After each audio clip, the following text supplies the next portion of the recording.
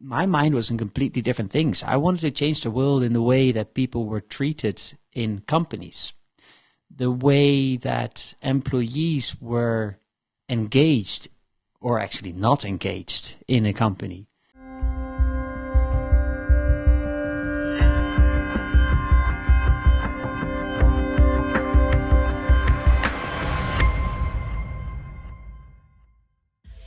Hello and welcome. My name is Marleen Evertsz and you're listening to the Nxchange podcast. This podcast is about conversations that translate hard decisions into simple lessons. This week I've invited Quintus Willemse, co-owner and founder of the Share Council, to discuss the concept of stakeholder participation. We address Quintus' journey as an entrepreneur, his quest on tokenizing ownership of companies through the Share Council and how to manage stakeholder alignment and much more. In this interview, I've learned how even larger companies nowadays are onboarded to the Share Council and are slowly transforming to a model that allows stakeholder participation, and how Quintus just went bold on helping the fan base of HEMA structure their stakeholder participation model. I hope you like it. Quintus, welcome to the show. Thank you. So nice to have you here. Thank you for having me, Marleen. Thank you very much. I'm very happy to. It's our first podcast, as you know. We've been working on getting all the material in place. Thank you very much for your patience. I've prepared a little bit of questions, but I actually like to dive more into you today. So about you being an entrepreneur, you've been started already quite a while already. So how did you get into this space of tokenizing ownership? Can you share a little bit about that? Oh, wow. Yeah, that's diving into tokenization. That's actually a later stage in my entrepreneurial existence, so to speak. So where did it start then? I think that's a good question. If you look at it practically, it started about 6 years ago. In 2014, I came back from the United States to Amsterdam. I was working back in the US for a Dutch company called PON. And back in the Netherlands, I started for myself. And one of the main ideas I had back then is, if I will ever start a company for myself, I want to have the employees to have full autonomy. So all the employees. What was the year when you returned to the Netherlands? 2014. 2014. Yeah, so this was February 2014. I came back. Pre-blockchain, pre-everything. It was at least pre-blockchain. I mean, it was already, of course, post-Bitcoin, and that was already running through the backfield, so to speak. But the technology behind it, the Bitcoin technology, or the blockchain technology behind it, wasn't that much out in the open and for it. No, my mind was in completely different things. I wanted to change the world in the way that people were treated in companies, the way that employees were engaged or actually not engaged in a company. The numbers clearly show that the vast majority of employees are completely disengaged of the work that they're doing. And back in 2014, I had this thing in my mind. I had read the books of a guy called Ricardo Semler, yes, the Brazilian entrepreneur who in the 1980s took over a factory from his dad, with the idea, okay, this is a factory with it's just losing money. It's pouring out everywhere. We got to change this, and I don't know how, but we can't change it with doing the things we're doing today. We need to radically change it. And one of the things he said, well, you know what, let's give the maximum autonomy to every employee possible. You decide on your own working hours, on what you do for work, on even what you gain from it, was one of his reasonings behind it. And this was still for the other company which you were running, right? This was for a company called Voorjaard, a software development company, and it wasn't even set up as a software development company. Again, in 2014, the only idea I had, I want to start a company, I want to have every employee to have its maximum autonomy, and by that being, the company will grow by itself. And I found another guy, Nick van der Voort, who thought exactly the same way. And we started a company. And what did you do? So you developed software for third parties? Or well, in the beginning, we didn't do anything. Weird. It's okay. So we started calling our list of network as in, hey, do you have something that we can do for you? I do have to say, both of our backgrounds. Mine was more. I did the management traineeship at Bonn and went to a bunch of companies that were acquired to see if there is anything that could be optimized, so to speak. So that was my background in it, and on the side I had done a little bit of development, and I knew a little bit how to put systems together. And Nick, my business partner, he had more or less the same background. He came from KPN and had the same thing. So we just went into the market and said, well, hey, we can help you structure your workflows with little techniques, and that eventually ended up being a software development company. And so, with how many people were you at that time, and how many people? In the beginning, started it started with just Nick and myself, and in about a year, we had about 5 people in the company. And in about a year, we were already very focused, not on that whole development stuff and not on our consultancy. No, we were focused on how do we make sure that all these people have their full autonomy in what they do, that they can decide by themselves and that they can come to work whenever they want to, and that they can decide themselves on what their salary is and what their vacation days are. And that is, interestingly enough, the first moment that I already realized, okay, everybody needs to be co-owner of this company. Otherwise, you can't do these kind of things. You get complete chaos and people personal optimization, you would say. So that's when that was in about 2015 when I first dove into, okay, how do you make a person co-owner of your company? Okay.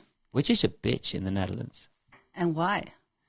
It's, and maybe not only in the Netherlands, by the way, but it's to be able to grasp the full scope of what you need to do to have an employee be co-owner of your company. It takes a while to truly study the material, to study into what is the rules and regulations around doing this. What does what are the fiscal implications of this? What does the tax authority think of this? What are you allowed to do if you think about the Authority of Financial Markets? What are you allowed to do with the shares that you have as a company? Just let's dive deep on that a little bit more, because I'm the type of entrepreneur that I just started. I started on my own, and I wanted to do it with as few as possible people, because that would sort of give me some way of independency. Yeah. It's not that I didn't want to share. Well, it was more the idea that I had to agree on something with so many people that already made me nervous. Let aside if I also gave them power of ownership, basically. So it might be. I think that's very natural as an entrepreneur to think about it that way. I do think you see two streams, two flows of entrepreneurship in regarding the co-ownership. You have the entrepreneurs that they have a goal, they see where they want to go, they know which people or which skills they need to get there, and they'll focus on that point. You also have the group that says, okay, I have an idea, and I think we can get there in this or this or this way, but let's see what the group can come up with to get there, which often in the beginning is a slower process than the first one. Often an entrepreneur who just starts says, okay, this is what I need, this is where I'm going to go, these are the specifics that I need to get there, has a quicker start than an entrepreneur that says, okay, I have an idea, I'm going to gather a group of people around me, and I'm going to see if that group of people can take that idea and go forward with it. Next to economic ownership, do you also give the employees like voting power, for example, or? I've tested a lot of things with that. We went from one extreme to the other. At my first company, we wanted to make sure that every employee felt truly and fully empowered to be co-owner of the company. So we wanted not only to have economic co-ownership, but we truly wanted to have that whole voting system in place. But even more so, we had the rule, and still have up until today, that every person who has a share of the company, his or her vote will count as one. That means that me being owner for 90% of the company will have one vote, and someone else who has one share will have one vote. Okay. And that to eliminate the complete unequal divide that is per definition in a company, for that matter. So the one who starts the company often has the majority share, and that's an unequal by default, so to speak. And we thought, okay, we should do something about that. We should do something with that. I do have to say, we did limit the amount of subjects that we would vote on in that matter. Yeah. For example, what were like well, specific? Something like a takeover would be voted in that way. So everybody has to agree with that to let it go that way. Okay. Hiring processes were also voted on that way. Even investment processes. For instance, the Share Council, which is the second company I'm working on, is a spin-off of that first company. Yeah. And so back to that journey. So from your software development company, you turned into a first STEM. This is when I first met you, I think, about a year and a half ago, maybe even longer. And how did STEM develop into the Share Council from there? Yeah, well, that's a good question. Well, maybe first, how we got from that one company to STEM. That first company, we wanted to have everybody co-owner. Yeah. I figured out, hey, it's like it really needs some research to figure out how you make people co-owner of your company. Isn't there someone who can easily, quickly help me with this? Isn't there an app or a website or something that can do it? And there wasn't. So we decided internally to build our own small platform to be able to, trade those shares. And indeed, with the coming of the blockchain in 2016, we thought, hey, well, that's interesting technology. Let's use that. Yes. And once we eventually had that running in our own company, we figured, hey, wait a second, this is actually going pretty easy. And there were more and more people around us saying, hey, well, that's actually cool. Can't we use that for our company? We said, well, we didn't build the system that way. It's basically an on-premise system right now. So wait a little bit, and we'll reconfigure it, and then you can use it. And from that, in 2017, came STEM. It was actually more my co-founder Nick who eventually said, Quintus, you should do this. You've been thinking about this whole project for so long now. You know so much now about the whole co-owning, the rules and regulations, everything around it. You're so deep in it. Let's turn it into a company. Out of it. Yeah. And what did STEM stand for? Is it like STEM like voting, or is it? It was STEM as in basically the English, the stem of something. So in Dutch you would say the stam, the origin of something, and it stood for as soon as you start sharing your company, you start building an origin, and it should grow out into a tree or a bigger plant, so to speak. That was what STEM came from. After about 2 years, there was a very good marketing company that did some research on our name and on how we were positioned in the market. And for some reason, probably mainly because of the colors we used, a lot of people correlated it with KPN. Oh, which was not the correlation we were looking for, and a few other things. And that company came eventually up with the Share Council. They say, You're really the research we're doing now in the market. You are really running in the forefront of the social entrepreneurship and of truly trying to use a legit fintech and legal tech system to solve a social purpose. So, and how did the market react to this? So is it your inspiration, or is this really like solving a problem that people are waiting for? Yeah. Good question. When we came up with, well, let's put it this way.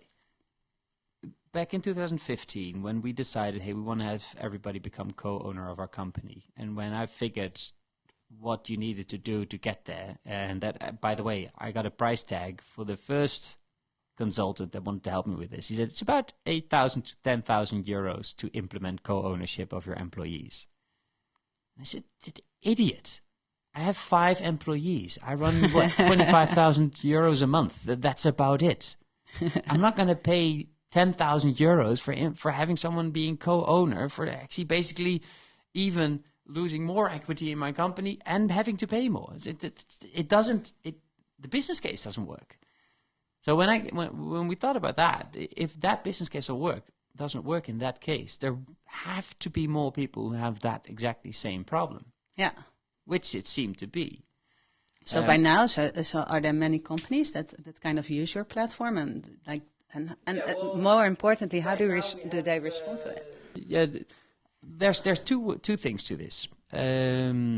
First of all, we found, hey, if this problem is there for us, it probably is there for others. But we didn't really catch on to that market until I met the co-founder of the Share Council, back then STEM, who is Marcel ten Brinke. That's the first thing to it. We did not really get into the market until we met him. And when we met him, we got him to the market. It still took a little bit because you're new to a whole new system, to a new idea. But eventually, he's the reason that we're now on 33 clients and growing and really picking on. Actually, we're 35 now. We just signed 2 new clients. Yeah, so that's kind of happening for you right now. It is right now kind of happening for us. That's exactly it. And the first clients we got on board they would have 5 to 10, maybe 20 employees. Then the second batch that came would be clients between 50 and 100, 150 employees. And now we're hitting the clients who say, well, you know what? We actually don't want to have only our employees be co-owner, but we also want all our clients or our customers, all our suppliers be co-owner. And we now have requests of companies that want 12,000, 40,000, 130,000 people become co-owner of their company.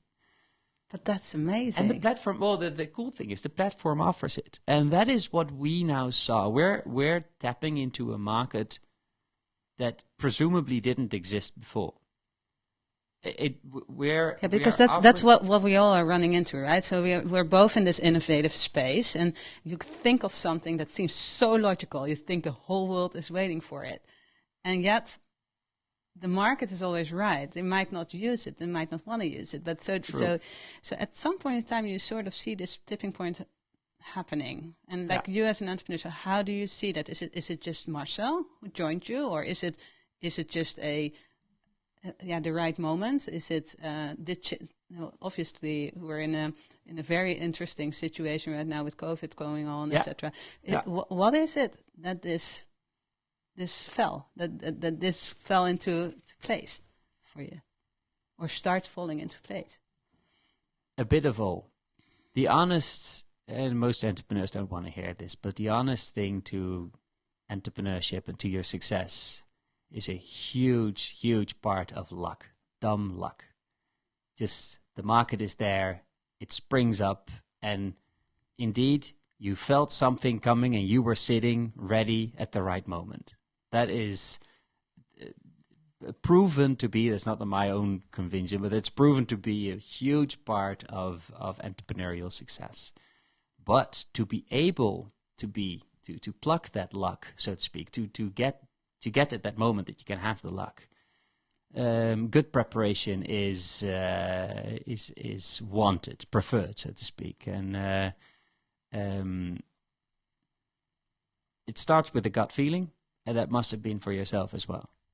And then let's zoom a little bit into the company because I understand startups making use of this model. It's pretty like smart if you can find other people that are like-minded, that are willing to invest some time and money into a company and just build something. Yeah. But let's zoom into the bigger companies that are currently basically asking you for what the possibilities are to use the Share Council. How does this work? Is there a leader that just takes the initiative and that says like, okay, I need to change this, I need to approach it differently? Or is it just fashion? Or what is happening between these companies that make them take this step? Yeah. We see that hitting on 3 points. One is a CFO gets up and says, "Hey, we have 1,000 employees now. We want them all co-owner, but I really cannot handle the administrative effort in this." So it's a very practical solution that you're giving them. Just an administrative, practical solution. Yeah. That's number one. So that's the CFO. That's indeed high in the organization. Second one is an entrepreneur, indeed, who has a vision, who says, well, it's so much wiser to have everybody as close to your company as possible, because if everybody around your company is loyal to your company, the chances of survival are so much bigger. And then the third one is just the financial advantages of having co-ownership. You see that companies that have a multitude of co-ownership are often more stable, stable during crises. Same is actually said for an economy. If an economy has multiple co-owners, it becomes more stable. And the other immediate financial advantage is more on the employee side. You have a lower turnover, you have lower sick leave, those kind of things are counting. So you have the entrepreneur or the CFOs as administration. It has to be so much easier than what I'm doing right now. And you have an entrepreneur with a vision that says, okay, co-ownership as a whole and as a social being is really good. And the third one says it just financials, says, okay, it's just, I'm more stable. More economic. Economically friendly. Yeah. Because I want to dive into you as an entrepreneur a little bit more after this, but just as some highlights. So are there currently examples? I know that you are one of the first ones making this possible to companies at a larger scale. But are there examples where you can say, like, okay, look at this, like the entrepreneur in Brazil, but are there examples like that we can look at and that we can sort of use as an example case where this really is true? Because, you can talk about inclusion and you can talk about how important it is that your employees have some sort of co-ownership within your firm. But my CFO, contrary to that, says, well, to these youngsters, salary is way more important. Just give them a raise, and we're stuck to all kinds of rules and regulations anyway, and that's way better. I'm kind of exaggerating it right now, but it is the area or the direction where probably a large part of the economy is sitting at this moment. In all honesty, I would say 10 years ago that statement was very true. It's a huge question mark if that statement until today is still true. That indeed younger people, if you just give them a raise, they'll stay and they'll hang out and they'll do their thing. It's seen in the market that statement becomes less and less true. So that's number one. But do you see examples in the market? And yes, you do. You see tons of examples. I mean, the bigger data and bigger tech companies, they all have some kind of co-ownership in there.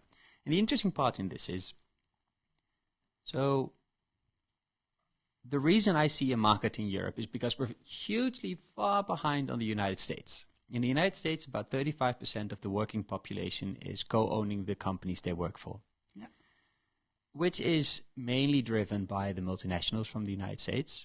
True, but still. There's a huge part also in the SME, the small and medium-sized enterprises.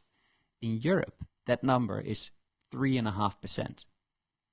There's the difference between 3.5% and 25%. Of that 3.5% in Europe, the vast majority is the multinationals. Hence, the multinationals have figured out that there are actually huge advantages to make people co-owners. And yes, it starts all on a higher management level. Mostly, it's some kind of management perks that you get if you get higher up in the company. But it trickles down, and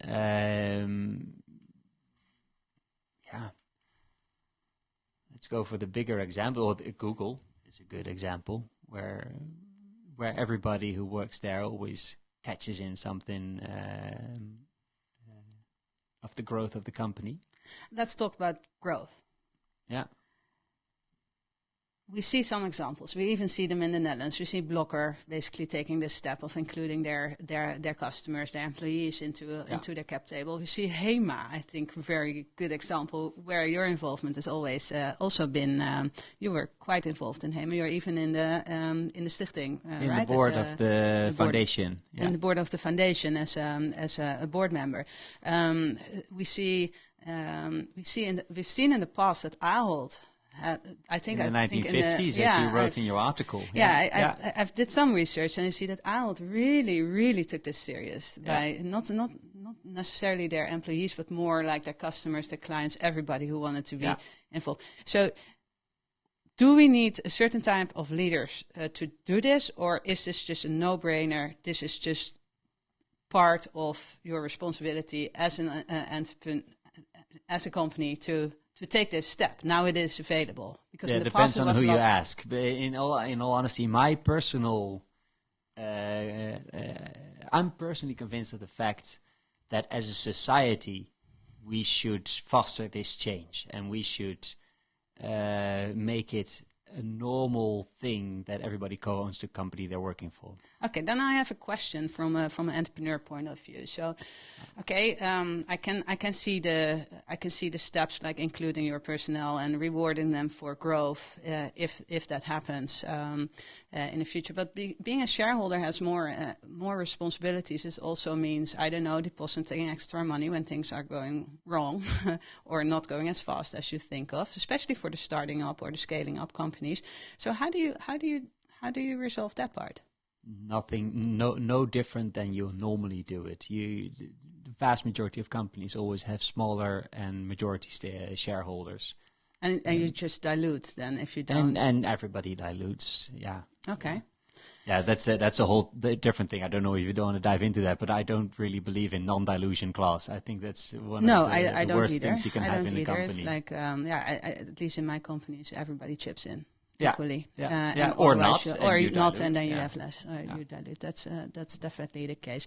And I'm still thinking of okay, what are the downsides for me? For me, the biggest downside was that I started too late with thinking about stakeholder inclusion, and that had to do something with our valuation and our tax treatments, etc., and how we had to look at this. But I'm making a joke. I do think it's very important. But I did, like, as an entrepreneur, I did struggle with a couple of things, like how do I get to those first years, and I kind of wanted to protect the people that were working for a company from getting through all the struggles that were happening initially, and by the time I got ready for now we're doing well, and now let's include them, and then oh my god, you're too late. I'm not too late, but it's a very costly exercise at this moment to make that happen. If you want to give away shares, If that's also another thing. I'm very socially inclined in this whole idea, and I one of the main, for me personally, one of the main strongholds of running the share council is my conviction that it really improves our society, and that people all of a sudden it divides capital better, but. Next to all those ideas that I have, I also say shares are no giveaways. Nobody just, it always has a transfer to it. So, of course, there's a side to it.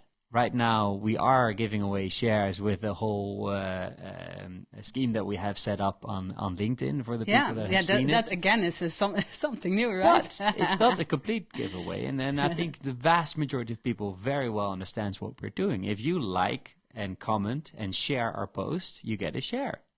Well, that's true. You actually are at that moment selling an action that you're doing, and we're paying you for that action, and we're paying in a share. So also in that instance, we're not giving away shares. We are really exchanging goods for services. Yeah.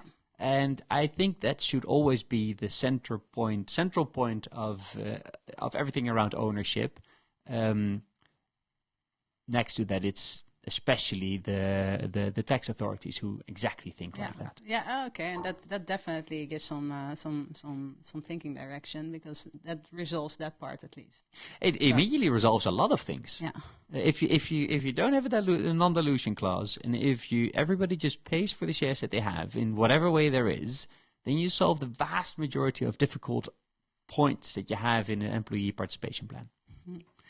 Okay, let's talk growth. Where do you see your company in 5 years from now? In 5 years from now, we'll have a fairly steep growth. We'll have had a fairly steep growth internationally with the company. Right now, we're still focused on the Dutch market. Coming year, we will start focusing on the first, feeling our waters on the way out of the Netherlands. The focus of our company, or the mission of our company, is every European being co-owner of the company they work for, they're a client of, they're a supplier to, or, of course, they've invested in. That's it. Okay. In 5 years, I hope to be very close to that goal. Okay. And so how do you expand? So how do you arrange that? You're now with 15 people, I think, 15 FTE. Yeah. Which is including everything, so also development and other things. Yeah. So how does that look like? How many people are employed by then? How scalable is your platform? How difficult is it to keep up with all the new technology that's going on? Yeah. All the regulation. Good point. Our growth strategy is mainly with a partner structure. Okay. So we're basically following our partners in other countries. Okay. And you're delivering the software as a platform. And delivering the software as a platform. Yeah. In that way, you can minimize the personnel expansion. Yeah. And basically maximize the service in other countries.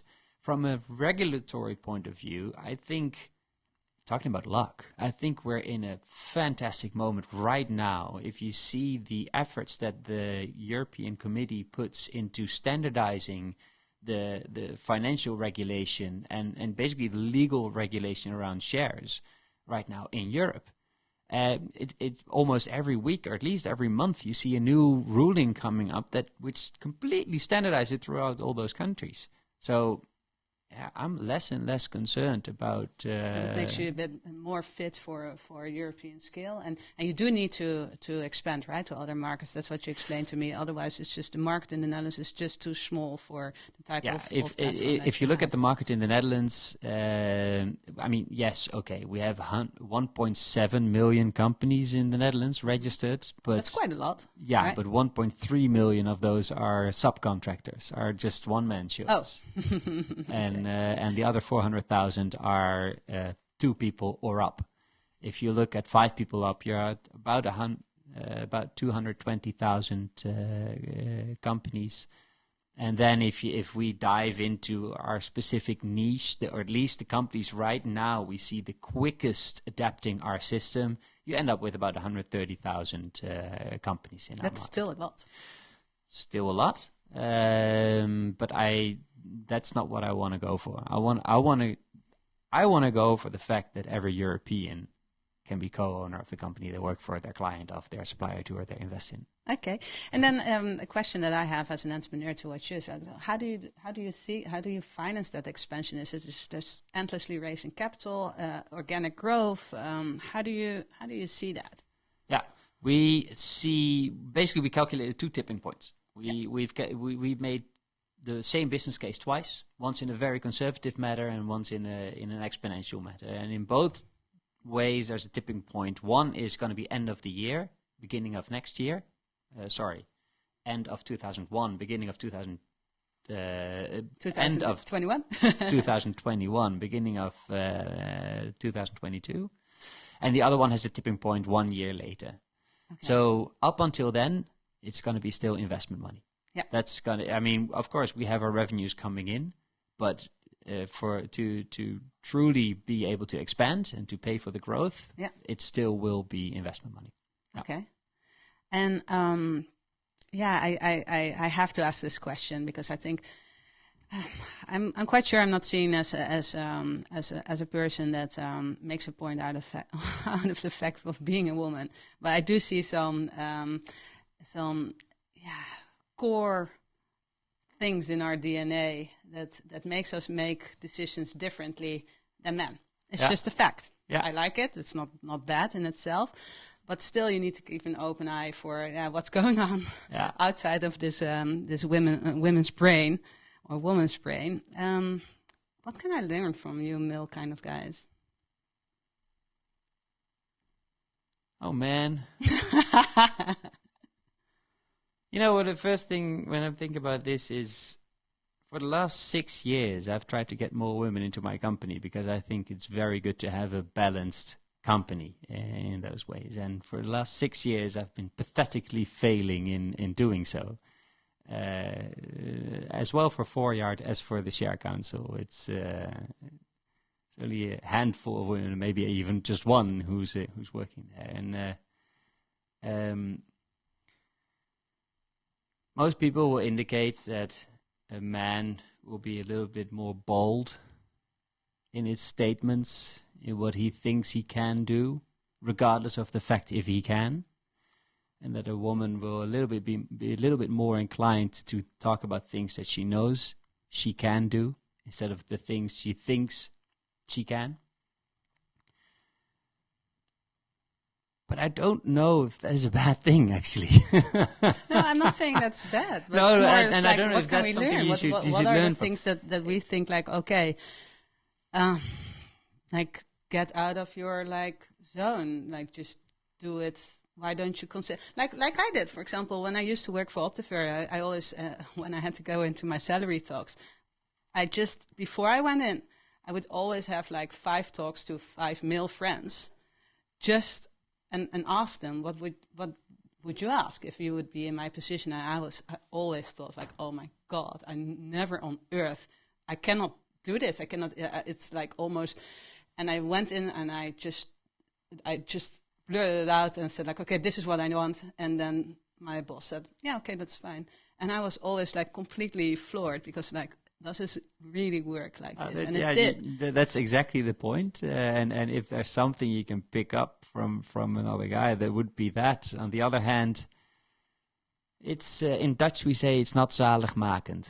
It is niet zalig. It's not always satisfying in that way. It's satisfying in your negotiation. Example, I think within negotiation, I think you made a fair point. Like from a women point of view, we always talk about what we are capable of doing now, what we have in our bucket now, but not what we intend to do. Yeah, there's a strange, weird thing in our brains that doesn't really. I'm sorry, I'm maybe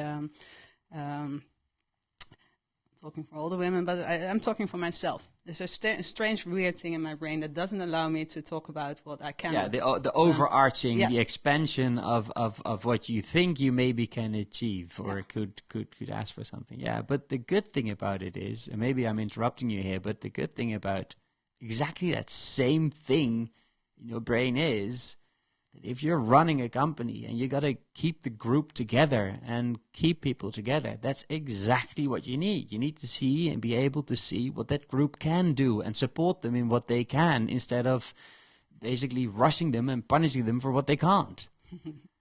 There are too many examples of exactly that happening when a guy is at the top, when a guy is running the show. Yeah.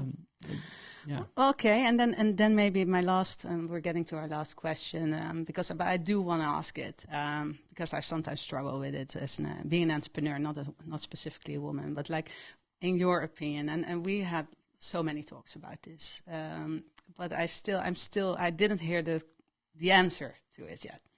And my question is like, where does persistence stop and madness starts? Being in this space of complete innovation, and like where do you say like, okay, no, this is now I'm only listening to myself, or now I'm making sure I'm persistent and I'm keeping up and I just go through the borders, be bold, etc.